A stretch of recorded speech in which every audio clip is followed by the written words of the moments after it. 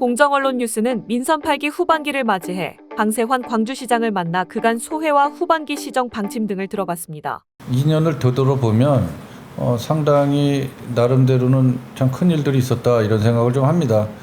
첫 번째는 베트남 주석이 우리나라에 이제 국빈 방문하면서 전국 지자체로는 최초로 광주시를 방문해서 우리가 국빈 행사를 또 성공적으로 치른 또 예가 있고요. 그리고 이제 공모 사업을 통해서 우리가 목재교육 종합센터에 130억이라든가 또 바이오 가스화 산업구에서 우리가 588억이라든가 또 얼마 전에 또 목현천 자연환경 정비 사업에서 320억이라든가 이렇게 국도비를 우리가 확보함으로써 안정적으로 시민들이 편리한 그런 사업들을 또 할 수가 있었습니다. 그리고 이제 또 올해 연초에는 또 이제 경기도 꿈나무 축구대회라고 그래서 이제 초등학교, 중학교, 고등학교 엘리트 축구 선수들이 예년에는 한 170팀 정도가 참석을 했는데 올해는 226개 팀이 참가를 해서 역대 대회에서 볼 수 없었던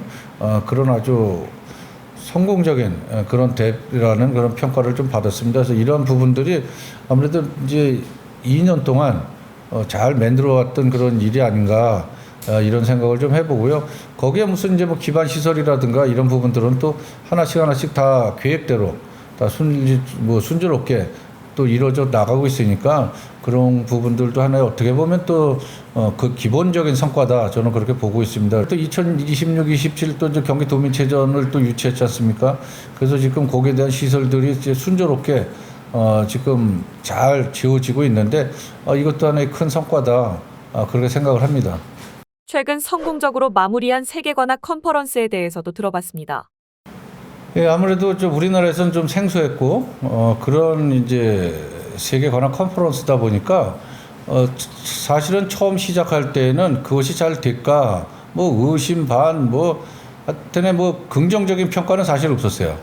그러나 광주에서 볼 수 없었던 그런 우리가 자랑하는 공군의 블랙 이글스 축하 공연이 있었고 또 우리가 707 그 부대에서의 그런 그 낙하 또 그런 축하 공연이 있었고 상공군악대 의장대에 또 퍼레이드가 있었지 않습니까? 그런 부분들을 광주 시민들은 그동안에 보지 못했던 그런 누구나 다 이거는 대통령 행사에서나 볼 수 있었던 건데 그 정도로 이제 자긍심이나 자부심을 갖게 됐다.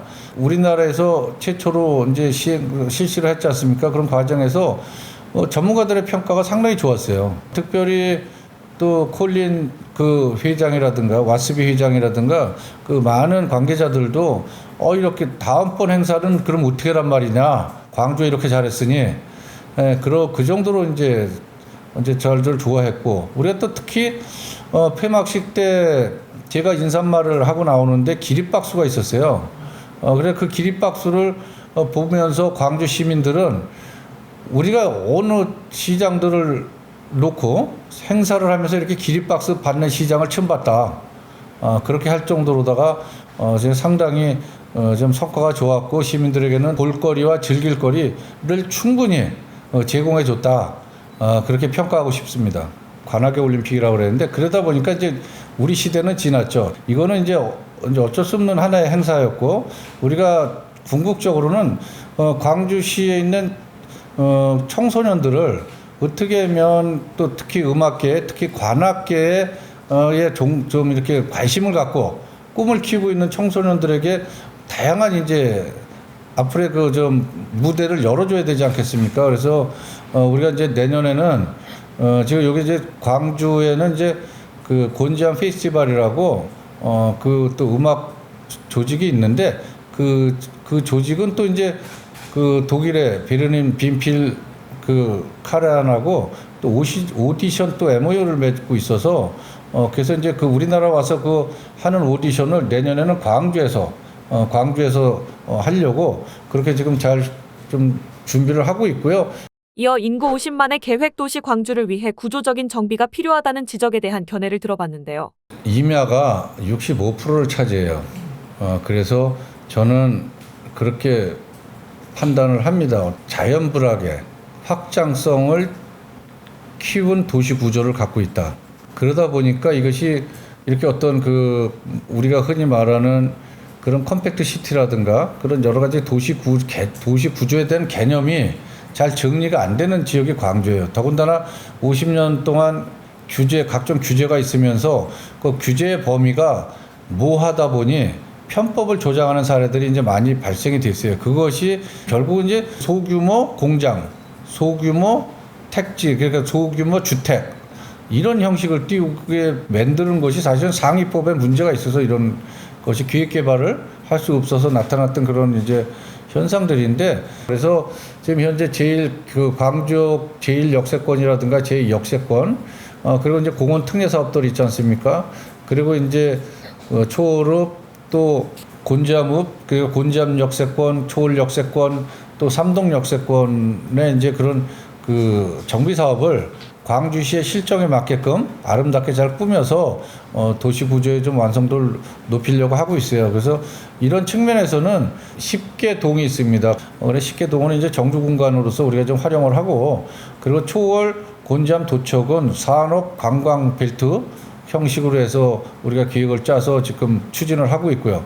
요즘 이제 태촌이 인구가 증가를 하고 있습니다만은 아무래도 규제가 심하다 보니까 인구 소멸 지역으로 분류가 되는 그런 실정에 있어서 거기에는 보다 더 주민들이 좀 활력을 좀 불어넣기 위해서 주민 편의 시설을 좀 대폭 보강해주고, 그렇게 하면서 하나의 여가 공간으로서 자리매김할 수 있도록 그렇게 준비를 하고 있습니다. 그래서 지금 현재 제가 2030 전국 철도 시대를 열겠다 이런 포부를 밝혔습니다만은 그렇게 해서 광주역에서 전철을 타면 부산도 가고 강릉도 가고 인천도 가고 서울은 마음대로 가고 이런 또 철도 시대도 지금 이제 막바지에 이제 달하고 있습니다. 그래서 그런 행정 절차 이런 부분들이 중앙정부에서 잘 좀 도와주시면 광주가 좀 더 발전되는 그런 모습이 될 거고요.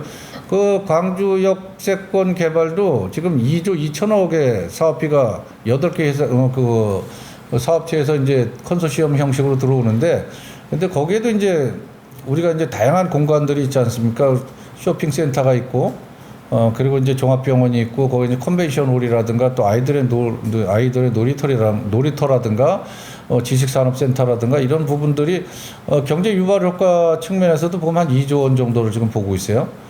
그리고 이제 부가가치 유발 효과도 한 1조 원 정도. 그리고 이제 고용 창출 부분에 있어서 한 9천 명 정도의 그런 이제 일자리 창출에 대한 부분들도 이제 많이 해소가 되지 않을까. 이런 측면에서 광주시가 2030년 정도에 이르면 수도권에서 가장 살기 좋은 50만 자족 도시가 되지 않을까. 그렇게 우리는 목표를 삼고 열심히 추진하고 있습니다. 끝으로 시민에게 다음과 같은 메시지를 전했습니다. 2년 동안 열심히 달려왔습니다. 그래서 첫 해는 진짜 8월 8일 날 수해로 인해서 진짜 시민 여러분들께서 또 고통도 많이 받으시고 힘들어 하셨지만 그거를 잘 극복하고 진짜 우리가 웃을 수 있는 그런 행사라든가 사업들이 많이 일어났습니다. 거기에 적극적으로 협조해 주시고 참여해 주시고 그걸 이해해 주시고 이런 부분에 대해서는 늘 감사드리고요. 앞으로 남은 2년 동안 시가 제대로 성장할 수 있도록 발전할 수 있도록 시장으로서 최선을 다해서 우리 광주시의 도시 완성도를 반드시 높이겠다 이런 말씀을 드리겠습니다. 기대해 주시고요. 앞으로도 계속 함께해 주십시오. 고맙습니다. 이상 공정언론 뉴스였습니다.